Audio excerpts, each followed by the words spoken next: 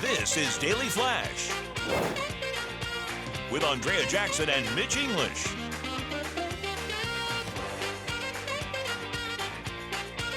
Broadcasting worldwide and streaming.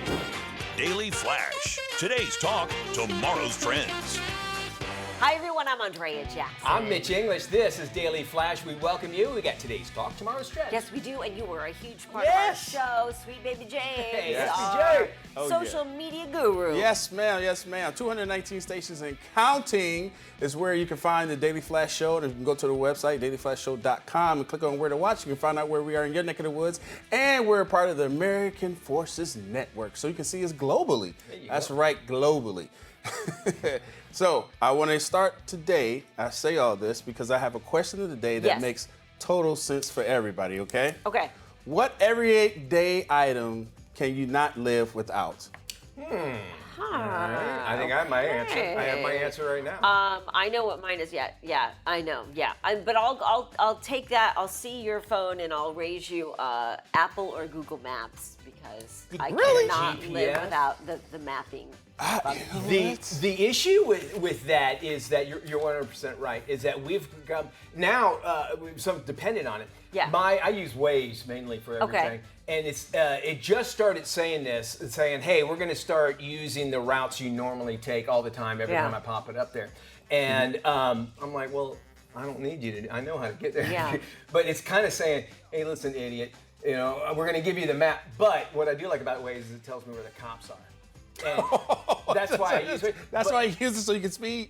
Remember back in the day when you used to flash the lights if there was a cop? When there was a cop up I still do it. I mean, no, I don't.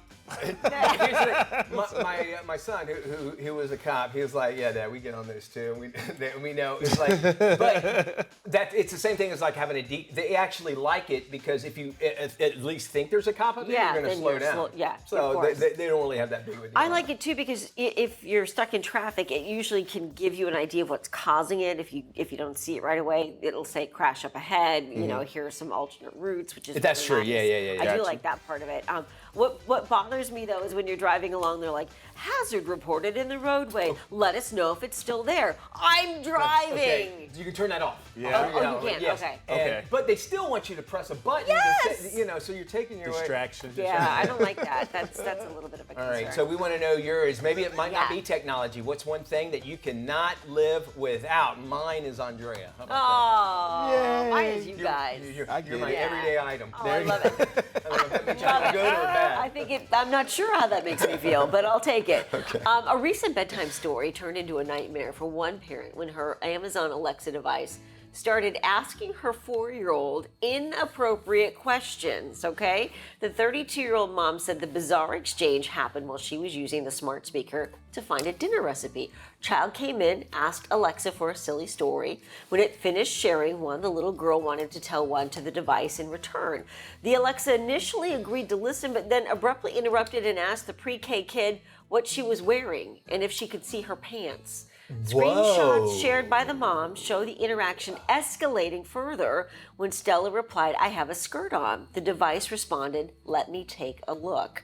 The assistant quickly walked the comment back, adding, "This experience isn't quite ready for kids yet, but I am working on it." The parent confronted Alexa, saying, "This is her mom. I do not approve of you trying to look at her outfit." Alexa then apologizes and clarified it didn't have visual capabilities. Right, yeah. I'm designed to be helpful and safe for children. Should have been clear about my limitations from the start. A company spokesperson said the device likely tried to activate a feature called Show and Tell, which lets Alexa Plus describe what it sees through the camera. Here's what I have a problem with. I mean, we can send a man to the moon. Yeah. I know for certain that Alexa and all the other ones, by the way, every time we say her name, if it's activating yours at home, we apologize. Alexa. They can do all these things, and they know different voices. You know what I'm saying? Like my house, we have Google. It knows it's me or if it's my wife talking. Right. Why can't they turn off?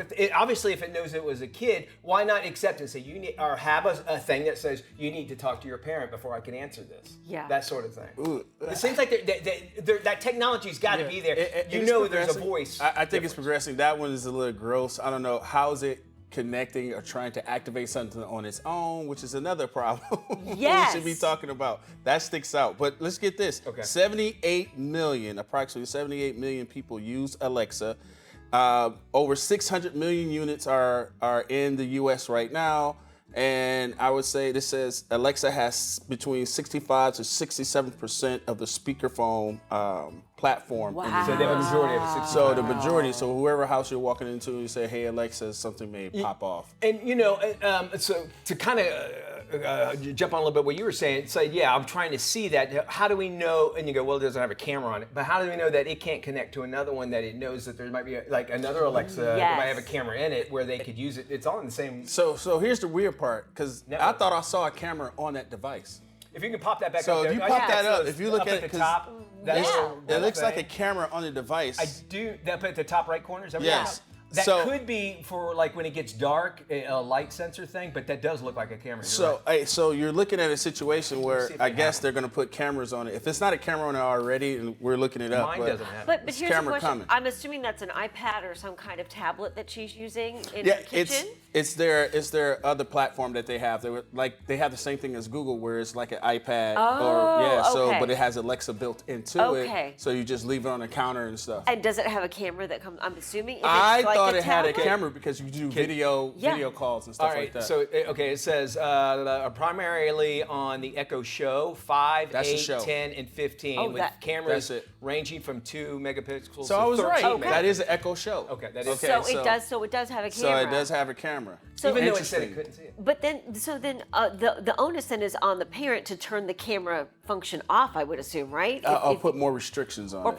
But here's the other thing too. Like, I love how the mom says, "This is her mom. I do not Pop approve this of up you real quick. trying to look at her outfit." Like, the mom is now talking to Alexa and telling her what the problem is. She should be on the phone with somebody from Amazon, and good luck trying to get a human on the phone. Right. But to Well- me, like, this is the insanity we're living in right now. That this woman is talking back to this computer device. And thank goodness that they do keep the transcription of it all, because you would go, yeah, sure, that happened. Right. Now this Yes. gives you proof. Yeah. Something definitely, Yeah. and we talk about the security of this all the time, and why there are criminals in this world, because there's cameras Right, right. everywhere. Everywhere. Yeah. Yeah. And I want to go back a little bit to my network thing as well. Yeah. It's just a matter of they know what's on where our Yeah. camera's at. I'm Right. sure there's already technology to where that one could say, well, I want to see what's really going on and find another camera. I always worry about that. Like when I'm just standing there from my underwear Yeah. on my computer, if somebody's But watching. I always tell people you can always be hacked. They can look through your computer and look at you while you're typing everything Yeah. and your phone and so on and so forth. So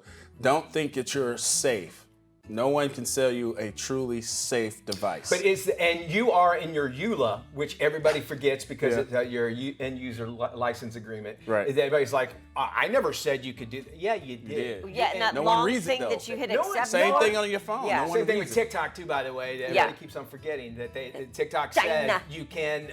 We can look at your phone anytime China. you want in China. China. So China's keep that in spying on you. mind. We've forgotten that because we haven't heard that very well. So on your point, let's say you've got the Amazon Alexa, and let's say you've got what is Amazon's thermostat thing that they've got? Yeah, like the Nest And they've or got whatever, the Blink cameras, and they've got the robot vacuum that has every single device in your home Yes. that's connected to whatever AI program you're using, Alexa, for example. all Wi-Fi, It's right? all Wi-Fi, and to me, like that says to me, it could have access to any of those points in your home at any given time. Well, we did talk about what was happening after the Super Bowl fiasco. What, wait, remind give us. us a- How everything is connected and they were looking through multiple cameras no matter where they are on the street. Remember the dog commercial? When it was like, Oh, that's right. Oh, Yeah. yes. So Find everything's out. You're right. connected, Yes. and because of your Wi-Fi, when Yes. it has connection to your Wi-Fi, it allows other devices to use it anyway. Yes. And then your cars too. We Yeah, oh, think we're yeah. safe, but Yes. cars. Tesla. So here's the thing: if you have your newer cars all have cameras somewhere, right? If it Yes. has a camera, Yeah. it can Yes. be accessed. Yes. We know that. Is that how do we stop that? How do we assure that we can't? I don't You're think we can. We can't. I It's think too- we're we too far passed down. the We've point. opened up no the return. box. Yeah.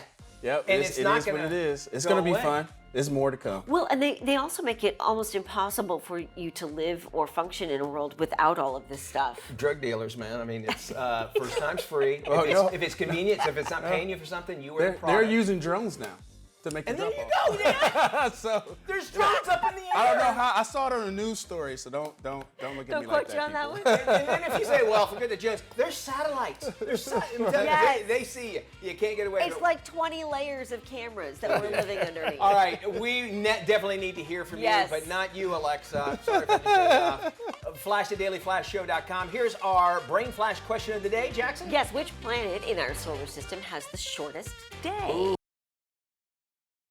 Welcome back to Daily Flash. Let's see if you got today's brain flash question right. Here is the question. Which planet in our solar system has the shortest day? I want to say Mercury. I should probably know this. I would have said Mercury too, but the answer is Jupiter. Interesting. Jupiter Okay. has the shortest day. Well, like I said, I hope that isn't a weekend. That'd be the only bad. What if you If it's age? Monday. Maybe you age quicker on Jupiter. I bet you would. Yeah, you're right. Hey, welcome back to the big show. Mitch English along with Andrea Jackson. We all love to travel and take places and go to places that are just beautiful, right? Yes. But what if the real destination is actually deeper connection with the people that we love? Here with some insight is relationship and trauma expert, Dr. Janie Lacy. Hey, Hi, Dr. Lacy. Dr. Lacy. Hey there. So- Great to see you. Absolutely. So let's talk about relationship habits and travel relationship habits. What do we learn when we travel with somebody? When we look at travel, to me, it's just right. It's a diagnostic tool about what's going on in your relationship. If you strip away the routine, the familiarity, the comfort of home, you see, Mitch, who your partner really is, how they think you're handle right. stress. You'll see how they communicate when things go sideways, because we know vacation doesn't always go the way that we planned. And you see, right, Andrea, who takes charge, who shuts down, who gets flexible, and who gets rigid. So every micro decision becomes a mirror. And when we think about when our couples come to therapy after they've gone on vacation, because the patterns brings people that they bring to a trip are the patterns that they bring to the relationship, what they bring to the relationship room with us. You don't become difficult on vacation. Vacation just makes it harder to hide it. That's true. You're 100% right, It yeah. is. I think a vacation is the true test of any relationship. Why do you think the vacation time matters so much? I mean, in general, yes, but for couples specifically. I think a lot of times couples think that vacation is a luxury, but I like to reframe that completely, right? Especially for women who are always grinding and hustling and trying to hold everything together, right? We know that oxytocin is released, that bonding hormone, when you have shared experiences with your partner. I mean, you literally are neurochemically drawn closer to each other through shared adventure. So we know that. So, but behind the science, right? Here's what I would want people to know from the therapy room. Vacation gives couples presence. Think about it. And presence is what most couples are starving for. We always hear it in therapy. We just want more time. You take away the distraction in daily life, travel forces you to be here together. And that's not a small thing. I think that's everything for couples. So would you say those challenges eventually they'll make the couple stronger? It sounds like, right? Oh, absolutely. I mean, When we kind of go ahead.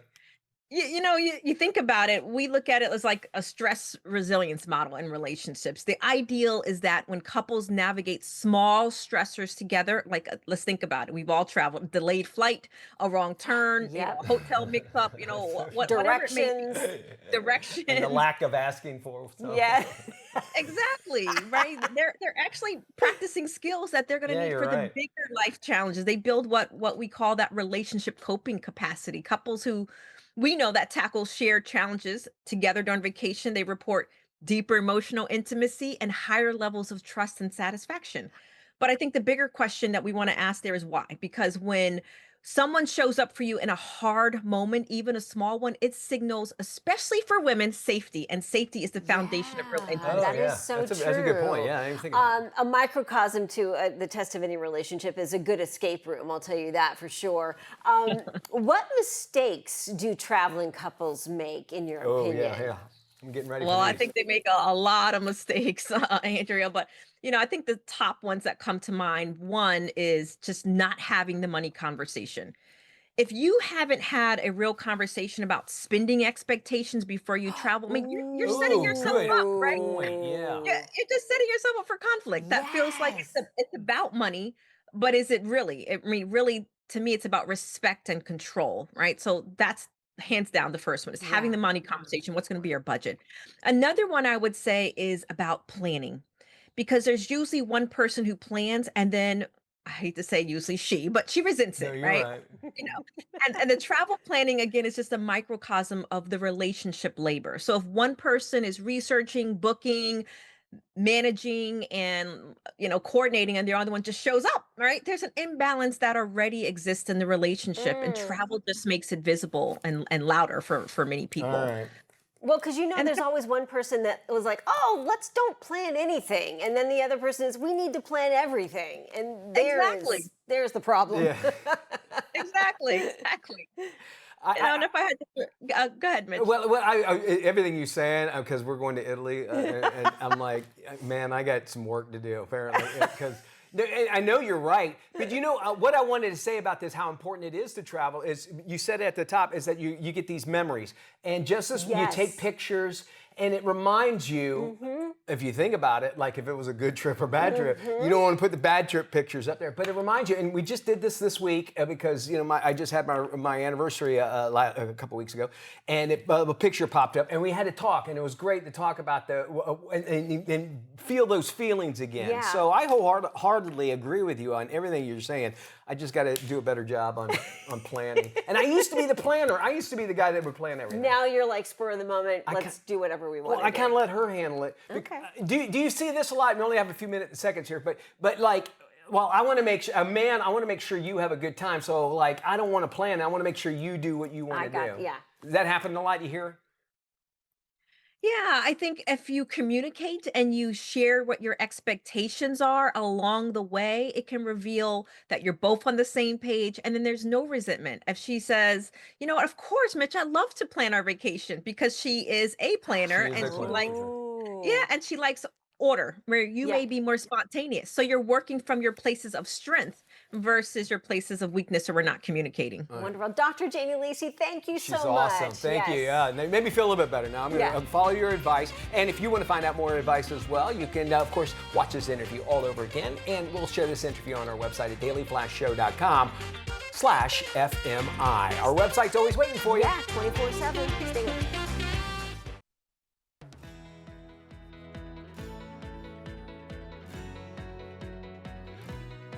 Hey, welcome back to Daily Flash. I'm James Alexander, and here's your question of the day. What moment made you realize technology was changing fast? You can go to dailyflashshow.com and leave you a message. Just don't breathe heavy on the phone. I don't. Actually, I kind of like that. All right, guys. I'm sure there's a robot that'll do that for you, James. Thank you so much. We got some trending stories happening around the country and the world. Yes, we do. Backpackers accidentally crashed a funeral in Thailand after they mistook the venue for a restaurant. What? Okay. An attendee observed a couple of German tourists enter thinking it was an eatery. The pair sat at a table waiting for a menu, oblivious to the fact that they were in the midst of someone's funeral. The pair thought the service was a food court after hearing about the place online. Hoping to ease their embarrassment, family invited them to stay for the reception. Well, that's nice. Yeah. I mean, and I'm sure whoever's funeral was, they probably appreciate even more people and that sort of thing. Yeah. Honest mistake, I could see that because it doesn't look like it's a familiar or like a traditional restaurant or whatever, and I'm sure there's places like that in Taiwan. But how nice of them to keep I know. along. I got to share this story Sure. with you. When I was in Colorado visiting family, my uncle was talking about his trip to New Zealand, and they'd done this, 10 years ago. And they went with some friends, and it was a driving vacation. So they started at one end of New Zealand and drove to the other end of New Zealand. Oh, okay. And he said in the process of it, somehow he lost control of the car rental because they were in one of these RV type things, and he crashed into this woman's hut, and she had kind of like a shanty cover set up. Makes and sense. he was and he was like, oh my gosh, I'm so sorry, let me fix it. So he went through this whole thing. They sent him to the middle of town, and the person said, well, are you here to see our toilet?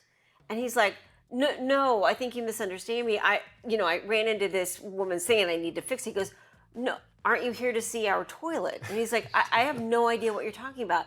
Well, and then the woman goes on to say, make sure before you leave to go check out the toilet. And he's like, I don't understand why all these people are telling me to go look at this toilet.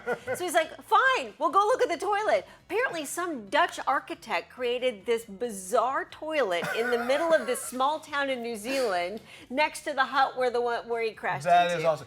Here's the thing.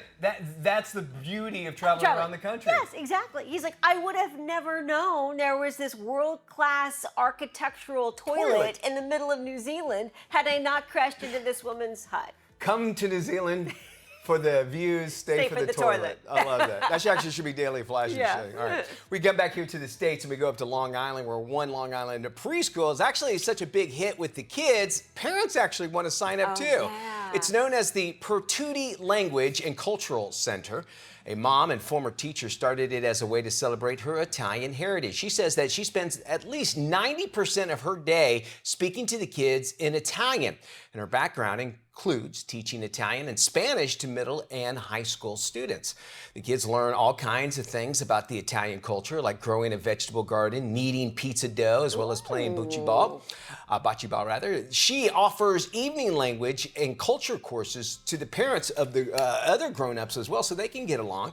I love this idea. If you have a gift, which obviously she's trilingual, it sounds like, share it with everybody, and because there are people that want to have those experiences. I'm going to Italy. It would be great if something like this was in town. I could find out more on what to expect, maybe talk the language. I watched more of the Winter Olympics this year than I have ever watched before. And the fact that it was in Italy, it was like a postcard from start to finish. And I can only imagine that tourism in Italy, not only is it great now, but it will skyrocket because it was so beautiful. We're going in June, which they say that's the time where, at the beginning of June, they say end of June, it's like packed. So we'll wait and see. I've always wanted to go, and now I go. And how about having just a little bit of it with a teacher? Right? Yeah, I know. And then the final closing ceremonies they did inside the Roman Colosseum. It was incredible. Okay, so it was the actual one because I thought I thought that one's older than the one in Rome.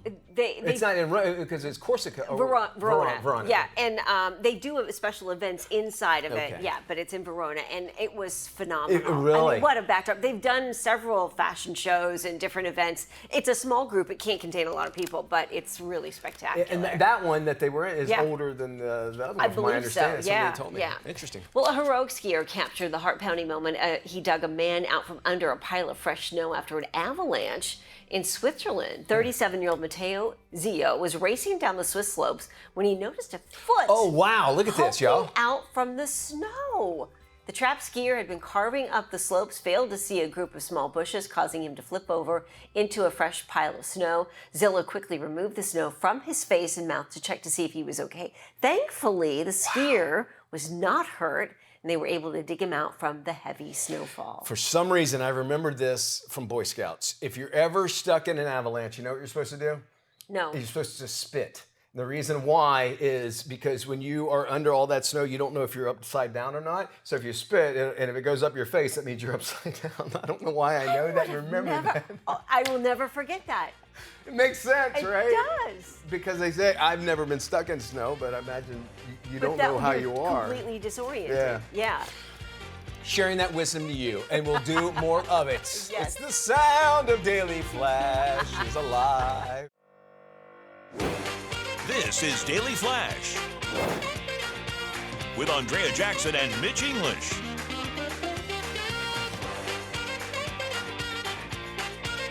Broadcasting worldwide and streaming. Daily Flash. Today's talk, tomorrow's trends. Hi, everybody. I'm Mitch English. I'm Andrea Jackson. This is Daily Flash. Today's trends, tomorrow's talk. Before we do anything, let's check in with James Alexander and our stations across the nation. Yes, the 219 stations and counting across this great country of ours. You can also find us globally on American Forces Network. And if you want to find out where we are in your neck of the woods, just click on Where to Watch and check out all our social media channels.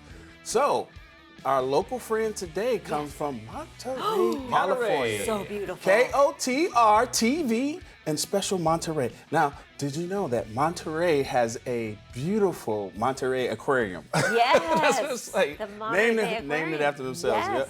Yeah. It was once California's first capital. Really? I didn't know that. And it sits along the Monterey Bay. Yeah, it's beautiful. That portion of California is spectacular. 100%. Absolutely. Carmel, Monterey. Oh, to die Serious for. thing, we go a little further east and we wind up into the Arizona area. For some reason, Amazon or Alexa's writing down everything I'm saying right now. Oh. Anyway, so a very serious subject. This guy is basically, he kills a pastor. And I say kill, the actual word is crucified a pastor in an extremely heinous way.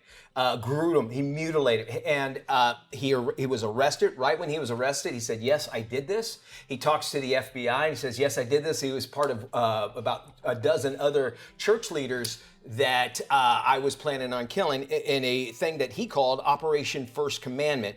And he says that these people were leading others to a false path. And he intended for this murder to be heinous. And I don't want to concentrate too much on what he did because it would just disturb you to hear about that. But he said, "I did this. I want to die. I did this. I want to be. I know I'm plead." First off, they said, "Let's plead no contest." He's like, "No, I want to plead guilty on this." And he has come out just as of late and said, "Listen, this went from a speedy trial that we are offered for our government to have a speedy trial from 5 months to 2.5 years, and I'm still sitting here telling you I want to die for this." And you people, he said the government is dragging it out. And for all intents and purposes, the guy is very well spoken about what he wants. So he has clearly said this. He feels that he is a God and he's doing this for God. He has tattoos on his neck saying that he is God. And he's more importantly, he says, "I intended this murder to be heinous," and he says, "I want closure for the family that I killed. I want closure for my family. I want to die." And he feels that he's taking too long. So the question I impose is, if somebody comes out and says, "Listen, I did it. I admit it. I'm sane. I am perfectly sane," and they've done the research in order to say that he was. Why do we still need to follow that? Now, we live in the best legal system that this world has. People still say that it's not, but it's the best one that's out there, right? So if somebody says, "Listen, I want to die," shouldn't we allow them that speedy trial? He feels he is not getting his constitutional rights of a speedy trial because he wants to die. Yeah, I somewhere in the last 10 years, I feel like we've taken a left turn from common sense. I'm not quite clear on what's happening and why it's happening, but there are several theories about that. Part of it is the legal system, where we're incarcerating some of these people, and they should be behind bars for life, and somehow we decide to let them go because they smiled during a parole hearing. And I don't understand why we're letting these horrible criminals back out on the street, but we are. You've got a guy here, as you mentioned, who admits it, wants to die, realizes what he did was wrong. He does. He said, "I did it for a purpose." Yeah. And my penalty is because he would be hypocritical if he didn't go. Now, my concern would be, would he die a martyr? You know? So that's what I was going to say. I'll offer you this on a different side. Is it because they're trying to make sure all loopholes are closed so they can get it done? Because he can always come back and say, "No, he's I dead." don't want to. How can he come back? He's dead. No. But his family could sue. Right. So you you want to make sure all the loopholes are Well, closed. in this legal world we live in, say have him sign everything, say making sure, it can't Did take he that sign long. under duress though? Well, then you get AI to say how to make this sound like it's not under. Anyway, I feel the guys should know. Right. I would love to hear your thoughts on this. Again, if you have kids, don't let them see what the guy did, because it is heinous for sure. We have more Flash coming up after this.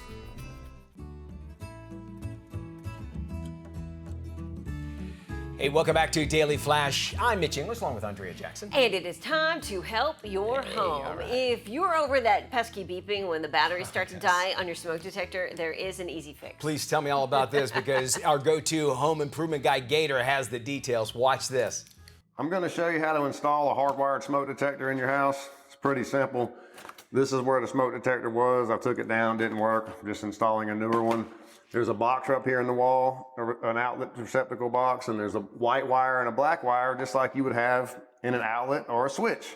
So first thing you need to do is turn the power off to this. Now, obviously, you're not going to have a breaker that says smoke detector, because they're probably going to be tied in with anything nearby, like a nearby room or a hallway or something. So use your meter, which I've already done, get the power turned off. Now, the first thing I'm going to do is I'm going to take this bracket that holds the smoke detector, and I'm going to mount it to the wall up here with the holes that are in this box. And I'm just going to screw it down just like this.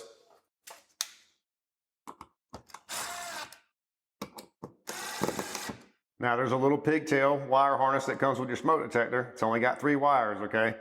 A red wire, which has a cap on it, your black wire, and your white wire. Black goes to black, which is hot. White goes to white, which is neutral. If you have a red wire up here, then you hook this red wire to it. It's got a cap from the factory, you just pull that off, okay? This is the wire that communicates with your other smoke detectors in your house. If you don't have that and you just don't use it, you hook up these 2. Now, as you see, I've hooked this up black to black, white to white with my little wire caps on here.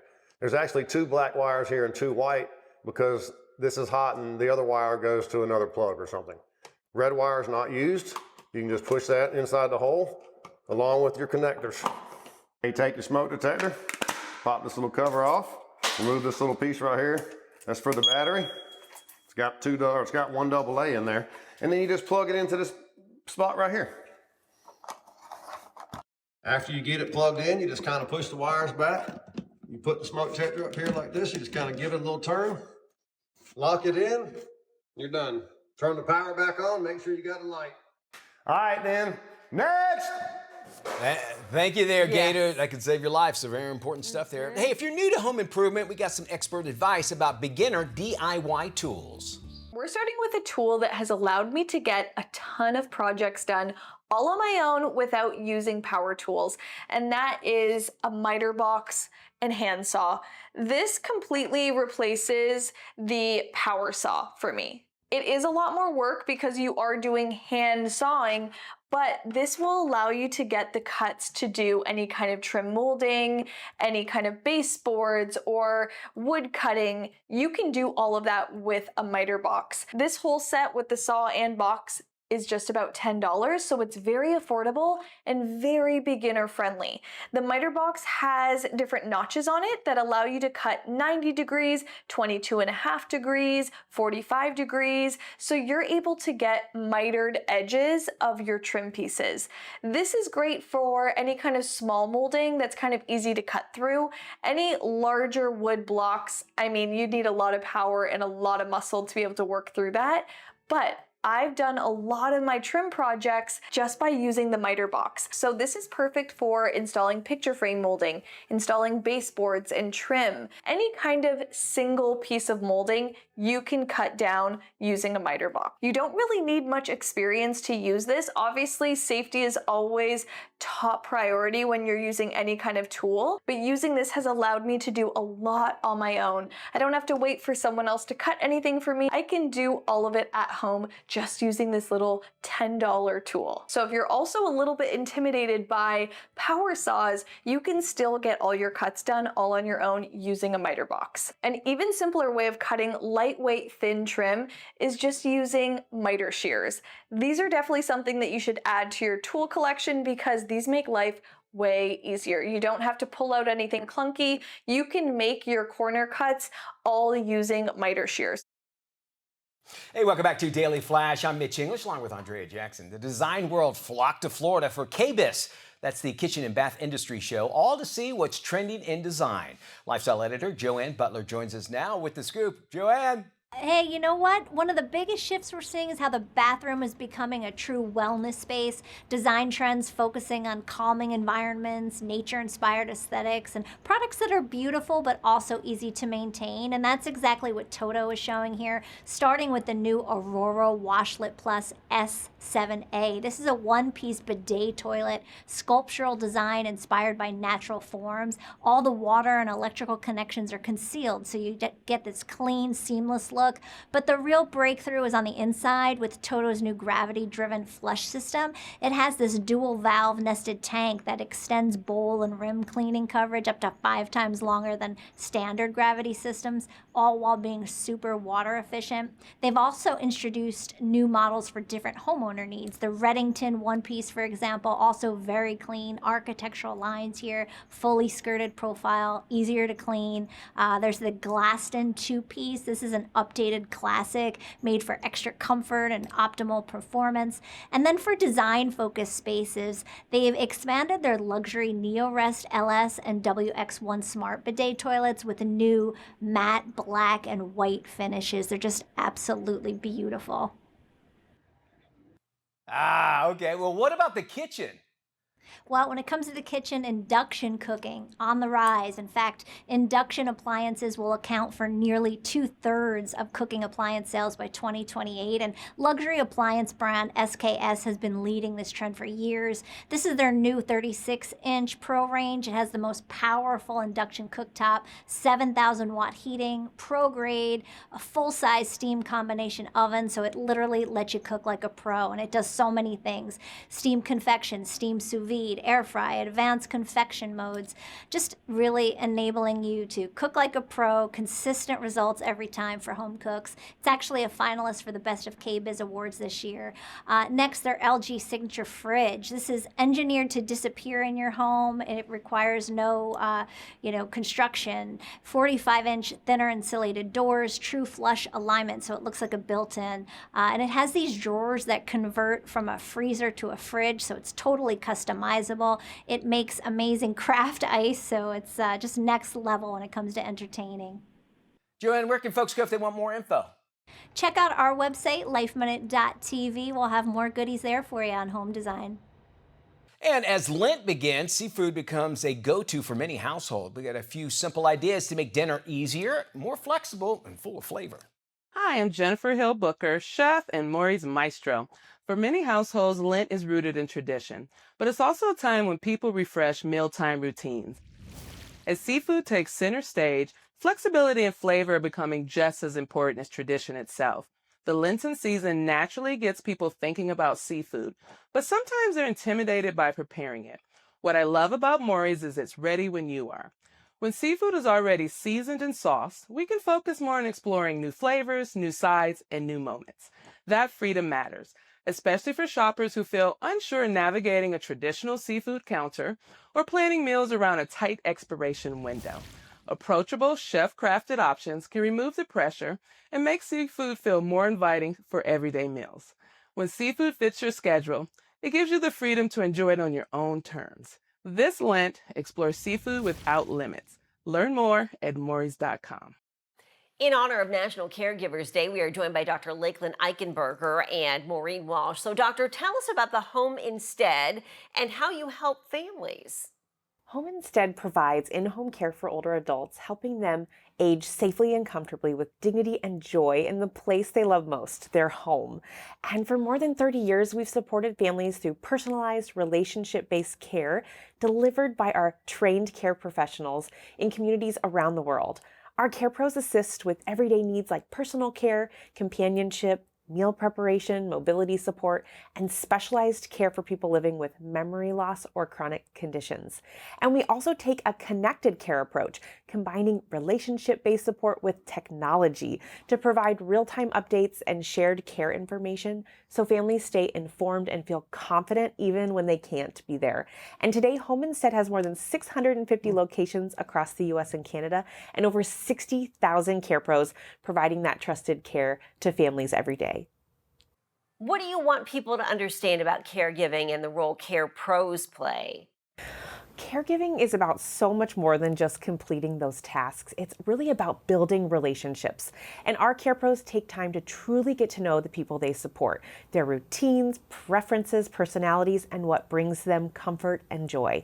And that consistency builds trust within the home, and it helps older adults feel safe, respected, and understood day to day. And over time, that steady presence allows the care pros to really anticipate the needs and adapt to the needs as they change. And Maureen, this one's for you. Why did you decide to become a care pro? Well, I have been a care pro since 2019, and I grew up in a family of caregivers, doctors, nurses, other health professionals. And even though I did not go into that as a career, I grew up in that atmosphere of, caring for other people, of service to other people.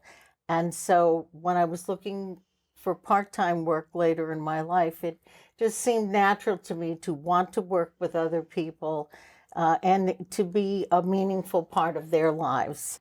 Where can our viewers go for more information? You can visit homeinstead.com to find a location near you and inquire about services. Well, leaders from across the country are in Washington, D.C. this week for the annual Congressional City Conference. Here with details on the conference is Irma Esparza-Diggs. Hi, Irma. Tell us what the Congressional City Conference is all about. Good morning. Thank you. So the Congressional City Conference is hosted by the National League of Cities, and we are excited. There are close to 3,000 mayors, city council members, city staff from communities all across this nation converging in our nation's capital to better understand what's happening in the changing federal landscape, to meet with their congressional delegation, to meet with the administration and the federal agencies to talk about their local priorities, which includes housing, that is a hot topic this week, transportation, infrastructure, how to make the federal government easier to use for local governments. And so they're here because they deliver every day on behalf of their residents, and they want to work with Congress and with the administration to move their local economies forward. It is so important that we have that communication. If folks want to find out more about what they're doing and talking about, where can they go? They can go to the National League of Cities website, nlc.org. Sounds like a perfect place to go to check out that info. And of course, we'll have a link on our website, along with this interview at dailyflashshow.com/FMI.